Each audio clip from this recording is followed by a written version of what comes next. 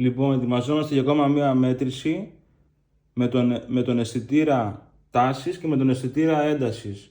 Όπως βλέπετε, έχουμε πάρει από το κίτρινο καλώδιο, από την παροχή του σπιτιού, τάση 224 βολτ, 220 με 230 δηλαδή περίπου, και με τη χρήση τώρα του πιστολιού θερμότητας που έχει δύο σκάλες θα μετρήσουμε τώρα ένταση, μονάδα μέτρησης στα αμπέρ, και έτσι θα υπολογίσουμε και τη φαινόμενη ισχύ από κάτω ανάλογα τα αμπέρ που θα καταναλώσει η συσκευή. Φυσικά στην πρώτη σκάλα θα έχουμε λιγότερα αμπέρ, ενώ στη δεύτερη σκάλα θα έχουμε περισσότερα αμπέρ.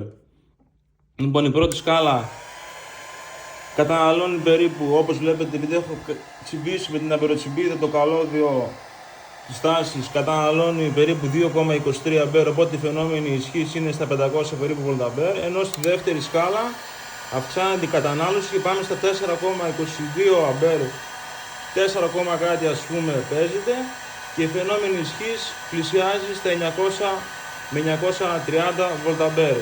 Και βλέπουμε και ότι η τάση παραμένει στα 220 περίπου σταθερά βολτ από την παροχή του σπιτιού.